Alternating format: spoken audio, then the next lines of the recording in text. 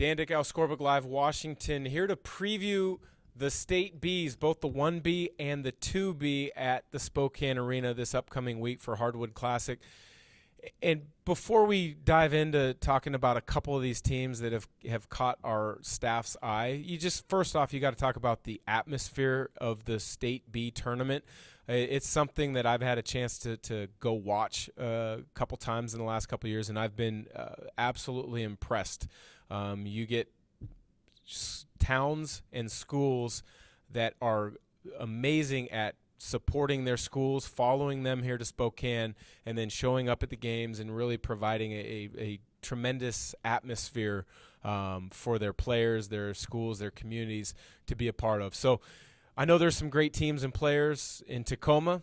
I know there's a couple really unique matchups that could happen in Yakima, but I think if you're looking for overall atmosphere and excitement and not knowing what's going to happen, the State B tournament is something that you want to check out. So we'll just start right off at the 2B bracket. You know, a couple teams that have caught my eye. Life Christian out of Tacoma. They've got some really good players. In particular, Omari Milano, point guard, has done a tremendous job of leading that ball club. He's a unique player at the 2B level because with his size, many times at a small school level, he could be forced down on the interior. He could play the 4 or the 5, but he's actually their point guard. He does a really nice job of getting out in transition. He's got a nice tight handle, and he's going to be a difficult cover for anybody throughout the state tournament. But they have a first-round bye. They're automatically in the quarterfinals. The other team that catches my eye as I look at the 2B state tournament is St. George's. They're here from in Spokane, so their fans aren't going to have a long ways to travel, but I'm sure they're going to represent well. There's a unique team and program simply for the fact that Coach Ryan Piplinski has had them there a number of times in the past, in particular as recently as a season ago. Their problem the last couple of years is they ran into Kittitas and Brock Reve. Kittitas, Brock Reve, not in the state tournament this year, and so St. George's looks to be, along with Life Christian, the favorites. We'll see at the 2B level which program can come out on top, but those are the ones that I've got my eyes on. Continuing on at the State B tournaments, we're going to go to the 1B side, and the 1B side is even more interesting in talking to some other people around the state.